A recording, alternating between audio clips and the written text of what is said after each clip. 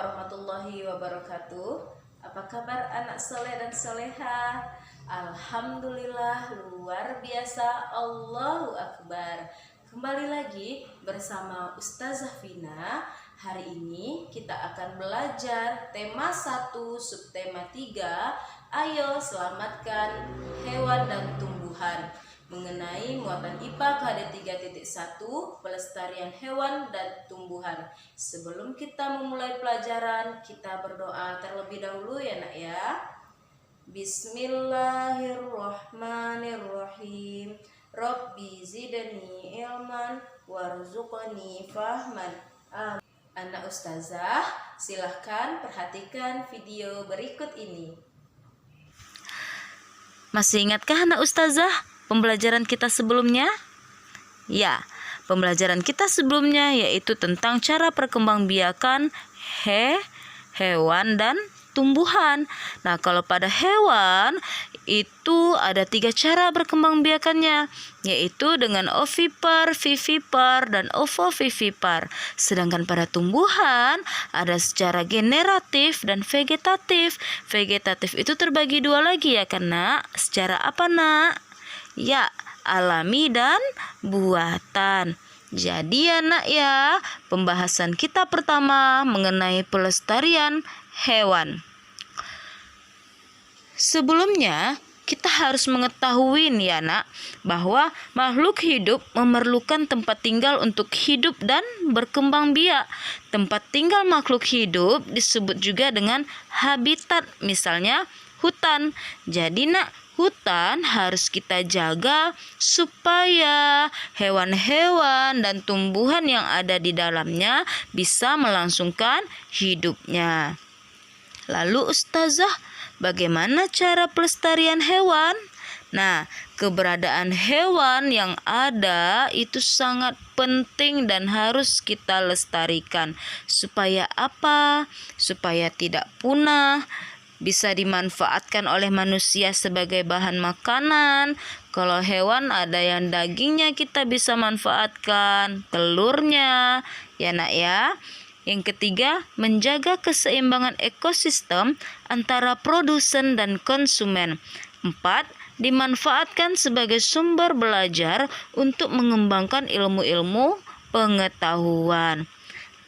Upaya yang kita lakukan untuk melestarikan hewan ada 3. Yang pertama, kita harus memahami pentingnya pelestarian hewan. Jadi, untuk dapat melestarikan hewan, kita harus paham dulu. Paham apanya? Ya, cara merawatnya yang pertama. Cara merawatnya dengan baik. Misalnya, jenis makanannya kita harus tahu. Lalu, ukuran kandangnya juga kita harus tahu sesuai dengan ukuran hewan peliharaan. Lalu, kebersihan hewan dan kandangnya. Ya nak ya. Jadi tidak hanya cara merawatnya aja yang harus kita tahu, apalagi ustazah. Nah, ketika kita memelihara, kita juga harus memperhatikan jumlah populasinya, banyaknya hewan tersebut.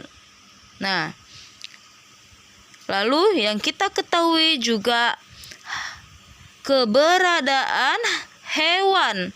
Nah, jika hewan tersebut itu adalah hewan langka, jadi kita tidak boleh mengganggunya, mengusik keberadaan hewan tersebut.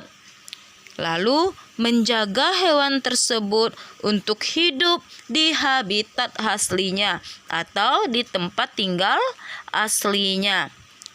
Ya nak ya.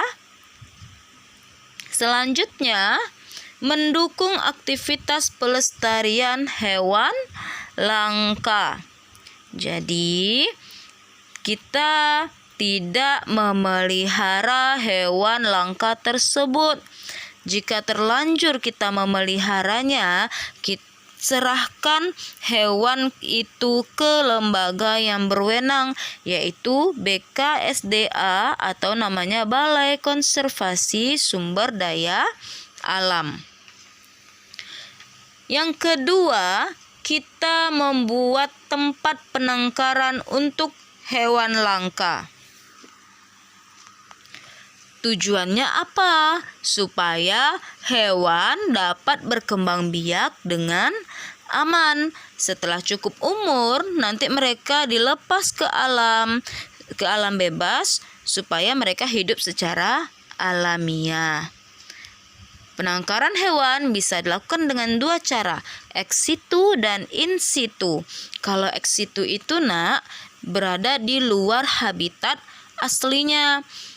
Contohnya kebun raya, kebun binatang, dan taman safari. Kalau in situ itu berada di dalam habitat aslinya.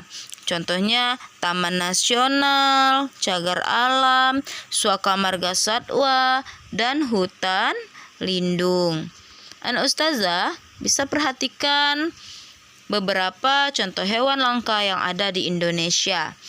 Ada gambarnya ini anak ya.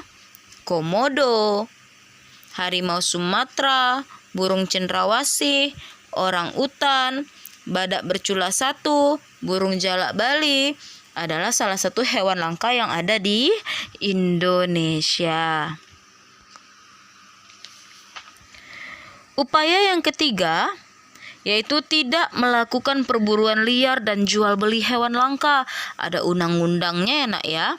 Berdasarkan Undang-Undang Republik Indonesia Nomor 5 Tahun 1990 pada pasal 19 bahwa setiap orang dilarang melakukan kegiatan yang bisa mengakibatkan perubahan terhadap keutuhan kawasan suaka alam. Pada slide ini ada 3 gambar hewan ya nak ya. Komodo, harimau Sumatera, dan orang utan merupakan hewan-hewan yang dilarang untuk diburu dan diperjualbelikan. Inilah pembahasan mengenai pelestarian hewan. Selanjutnya, pembahasan mengenai pelestarian tumbuhan. Sama halnya seperti hewan ya nak ya, tumbuhan itu harus kita lestarikan supaya tidak punah. Ada beberapa upaya yang harus kita lakukan untuk melestarikan tumbuhan. Yang pertama, mengembangbiakan tumbuhan yang sudah kita manfaatkan. Misalnya, mengembangbiakan tumbuhan secara vegetatif alami ataupun secara vegetatif buatan. Masih ingat anak ustazah yang alami seperti apa? Ya, ada umbi lapis, umbi akar, akar tinggal, spora. Masih ingat kan anak ustazah? Anak ustazah bisa memperhatikan pada slide ini ya. Selanjutnya, secara vegetatif buatan, stek daun, okulasi, cangkok. Nah, ini adalah salah satu caranya. Itu upaya yang pertama ya nak ya. Yang kedua, tidak menebang pohon sembarangan. Nah, kalau kita menebang pohon sembarangan, ada akibatnya bagi kita. Apa salah satunya nak? Ya, banjir. Lalu yang ketiga, dengan cara melakukan tebang pilih. Apa itu tebang pilih? Tebang pilih itu maksudnya nak, menebang pohon dengan memilih ukuran dan usia tumbuhan yang sesuai. Itu ya nak ya, upaya yang ketiga. Selanjutnya ada upaya yang keempat, yaitu penghijauan. Penghijauan itu maksudnya menanam kembali pohon yang sudah ditebang. Nih anak ustazah bisa memperhatikan gambar pada slide ini ya nak ya. Lalu yang kelima, pelestarian tumbuhan secara in situ dan ex situ untuk tumbuhan. Ingat ya nak, ex situ itu di luar habitat aslinya. Contohnya kalau pelestarian tumbuhan itu kebun raya. In situ di dalam habitat aslinya. Contohnya di hutan lindung. Ada beberapa contoh tumbuhan langka yang ada di Indonesia. Pertama, kalau nama dalam bahasa biologinya Amorphophallus titanium. Bahasa Latinnya nak ya, itu artinya bunga bangkai. Rafflesia arnoldi atau bunga Rafflesia yang lebih kita kenal. Ini tumbuhan langka ya nak ya yang ada di Indonesia. Lalu ada lagi, ada kantong semar, cendana, meranti. Nah, ini adalah beberapa tumbuhan langka yang ada di Indonesia. Nah, upaya terakhir yaitu mengembangbiakan tumbuhan langka dengan cara kultur jaringan. Maksudnya apa kultur jaringan itu, Ustazah? Yaitu memperbanyak jaringan tumbuhan menjadi tumbuhan yang baru. Sebelumnya perlu kita ketahui ya nak, bunga Rafflesia, kantong semar, dan meranti merupakan tumbuhan-tumbuhan langka yang dilarang untuk diperjualbelikan. Inilah pembahasan tentang pelestarian hewan dan pelestarian tumbuhan. Hari ini Ustazah tidak memberikan antum latihan, tapi anak Ustazah harus tetap selalu melihat video yang diberikan supaya apa? Untuk menambah pengetahuan anak Ustazah. Jazakumullahu khairan kasiron. Demikian materi hari ini. Semoga anak Ustazah bisa mempelajarinya kembali ya. Dan jika ada yang kurang dipahami, sampaikan. Bisa anak Ustazah telepon atau WA. Mohon maaf jika Ustazah terkadang lambat membalas WA anak Ustazah ya nak ya. Insya Allah nanti Ustazah akan berikan penjelasan ulang. Semoga kita selalu diberikan kesehatan oleh Allah Subhanahu wa Ta'ala. Amin. Kita tutup pembelajaran hari ini dengan doa kafaratul majelis. Subhanakallahumma wa bihamdika asyhadu alla ilaha illa anta astaghfiruka wa atubu ilaik. Tetap semangat anak-anak Ustazah dan berikan senyuman termanis antum. Sampai jumpa anak-anak Ustazah. Wabillahi taufik wal hidayah. Wassalamualaikum warahmatullahi wabarakatuh.